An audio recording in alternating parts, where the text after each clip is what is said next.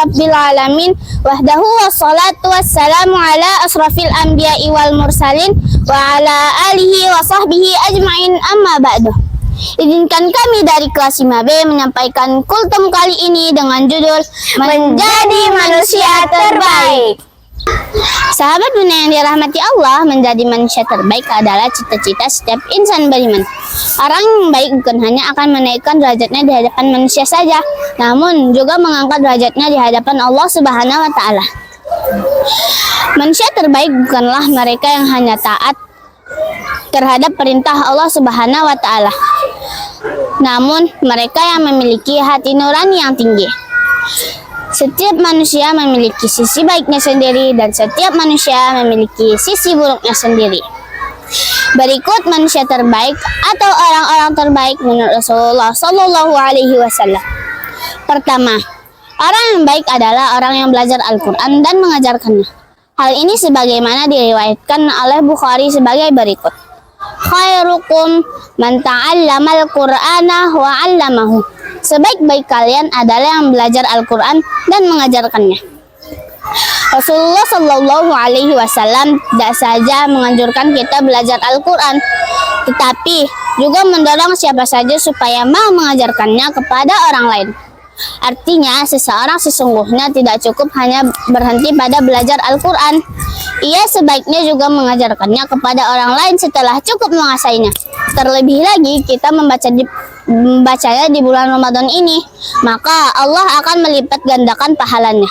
Zikir terbanyak yang bisa kita lakukan pada bulan Ramadan adalah dengan banyak membaca Al-Quran.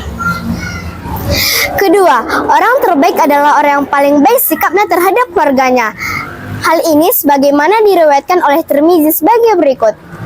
Khairukum ahlihi wa ana khairukum ahli. Artinya, sebaik-baik kalian adalah orang yang paling baik terhadap keluarganya, dan aku adalah orang yang paling baik terhadap keluargaku. Rasulullah SAW memberikan suri teladan sebagaimana sebaiknya seorang suami bersikap terhadap keluarganya.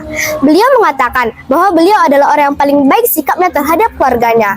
Sedekah yang paling baik, kata Rasulullah, adalah sedekah terhadap orang terdekat, yaitu keluarga kita.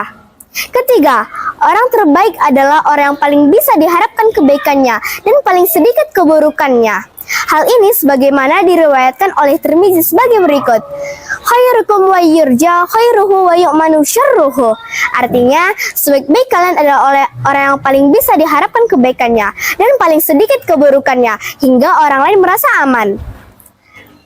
Setiap orang memiliki sisi baik dan sisi buruk.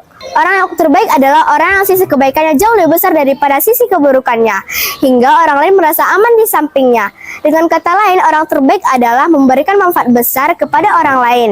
Di sisi lainnya, dapat mengendalikan potensi buruknya, hingga orang lain merasa aman,